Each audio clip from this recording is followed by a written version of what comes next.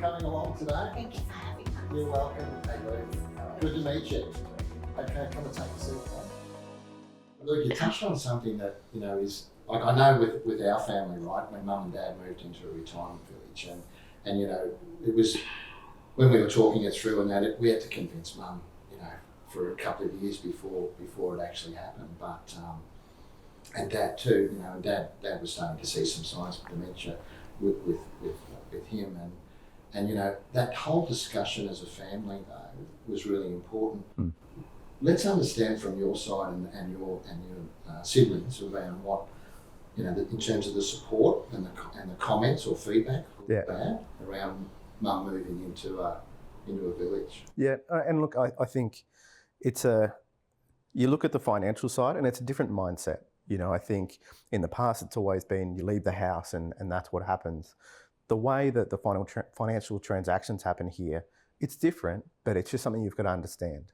And it's a different way of looking at how your parents are going to be looked after and have them comfort of where they are. So, there was conversations around how the finances work. Now, luckily, our brother is an accountant, so he kind of, understands all that and kind of talks through that sort of things.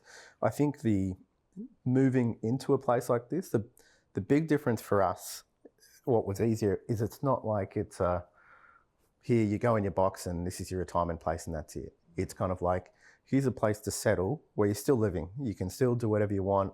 And even for Mum, like if she wants to come to Singapore, she can close the door and there's no problem. Like it's incredibly safe. There's nothing going to happen here. And there are so many people that I've met that are like, oh, we're going to Manila, we're going to this place, because they haven't stopped, or there's a couple of people still working, a couple of people still, going to pick up the kids. It's just a much more kind of stable environment here.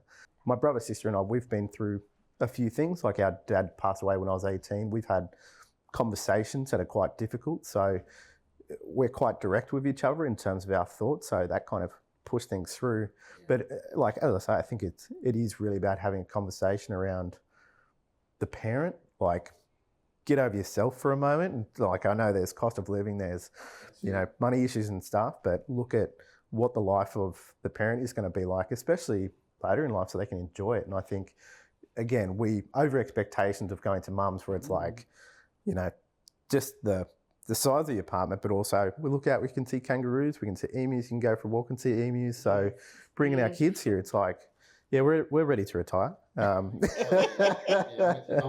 you. I truly believe in it too. Yes. It sounds to me though, Luke, that when you've been talking this through too with the family, that everyone's at peace of mind too. Yes. Yeah, and like there's always reservations, and I talk a lot about it with friends, and because everyone's parents are going through a similar situation of, they've got a bit of pushback in it. They don't want to move anywhere, even though if they're in another state to the family. And I'm always like, just go have a look at it, because I think it's still very new, the kind of setup that you've got, that a lot of people don't know about it.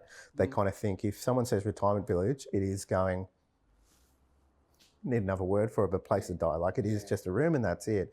Whereas it's a case of peace of mind, place of comfort, and they can go on living. You don't have to concern, but also you can go visit them and stay with them.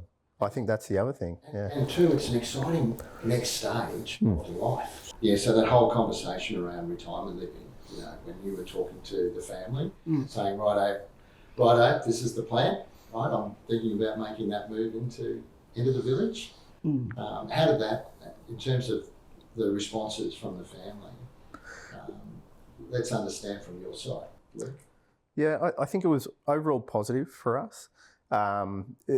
Mum made the first step, and I think, that was initially a surprise for us. It wasn't something that was on our radar at that point.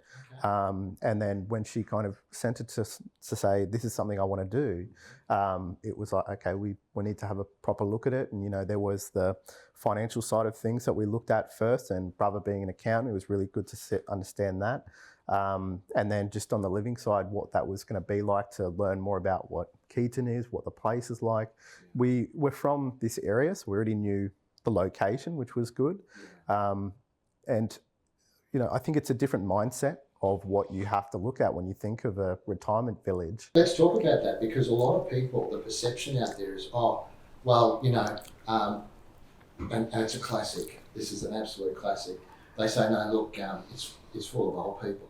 I've had that. Right? You had Yeah, that. yeah. I had that. I had a lot of people say you're too young to go into a retirement village. Yeah. Why do you want to hang with old people? That's what they said. You're right. Yeah. You're right. But then when you look at it and you break it down, you think, well, okay, retirement living, I yes, love it's it. over the age of 55. Yeah. The reality is that people make that move, late 50s, early 60s Early is really where it starts. Yeah. Yes.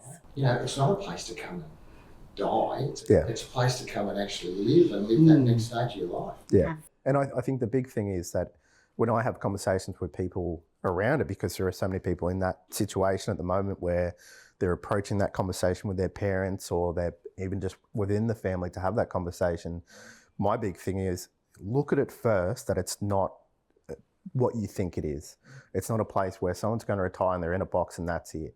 It's really a place where they're going to continue to live, but you've got a sense of comfort, sense of security, and they're in a place where there's other people in a similar situation and that they're going to have friends because like one of Mum's brothers recently moved up north and his reason was he wanted to be closer to friends because everyone's starting to die.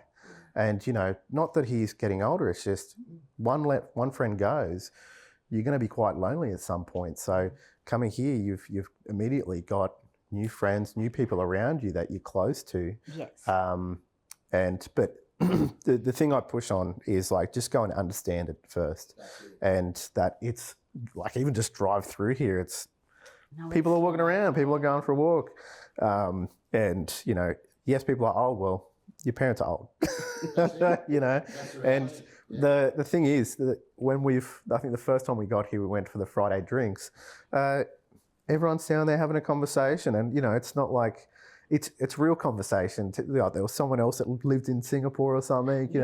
Everyone says hello to each other because they got real stories. And someone was going traveling for the next 2 months to Asia. That everyone is still living. They're still doing their thing. They've just got this sense of comfort of being in this location. So. It's nice to have conversation, isn't it? Yes. Trying to be on your phone. Yes. And, people or family texting people. Yes. Right, to have that conversation. Yes. It's a really good feel. Yes. And face to face. Face to face. Yeah. It's just so different to living alone. That's it. Yeah. I would be staring at the TV on a Friday night, Yeah. It's so nice to go down and have all this bunch of people and we laugh and it's great.